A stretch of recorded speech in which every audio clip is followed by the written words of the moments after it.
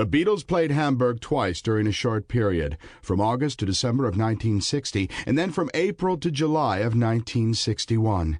If the Beatles' music underwent a powerful, positive transformation in Hamburg, so did the boys themselves.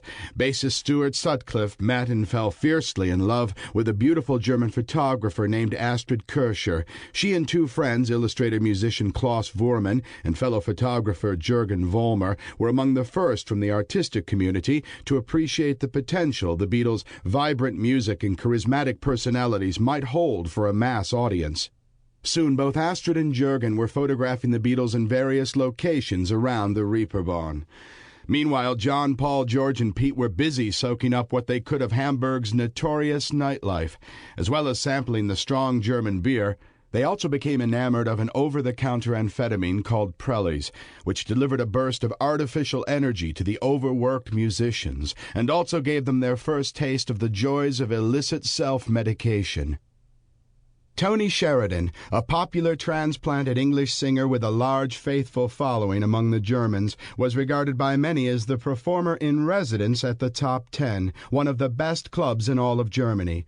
Because Tony was really a solo artist, he often used whatever band happened to be playing the club as his backing group. In April of 1961, during the Beatles' second trip to Hamburg, Tony used them at Polydor recording sessions produced by the well-known German orchestra leader Bert Kaempfert. Although the Beatles had recorded a few times before, once as the Quarrymen in a Liverpool friend's basement studio, and then again in the fall of 1960 at Acoustic Studios in Hamburg, these were their first truly professional sessions. Altogether, they recorded 8 tunes, 6 backing Tony and 2 others. The sessions were an important milestone for the boys. No longer were they simply another scruffy rock band posing as professional, however rough and uneven the finished product may have been. The Beatles had finally made a record.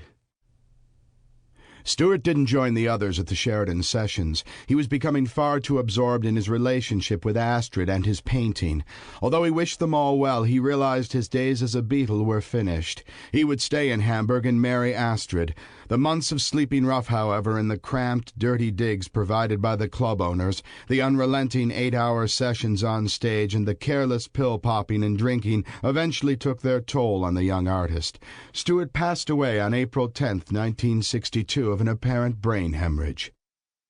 When the Beatles first happened big in America, the parental generation of squares that ruled the roost dismissed the Fabs as a group of lousy pseudo-musicians without taste or talent.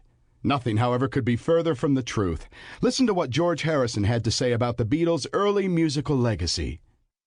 In my opinion, our peak for playing live was in Hamburg, because at that time we weren't famous, and so the people who came to see us were drawn in by the music or by whatever atmosphere we created. And also, at that time, with us being from Liverpool, it was a big scene, because they'd always say you've got to be from London to, and they always thought we were hick or something. But when we played in Hamburg, they kept wanting us back there because we were pulling lots of people, and we got very good as a band because we had to play 8 hours.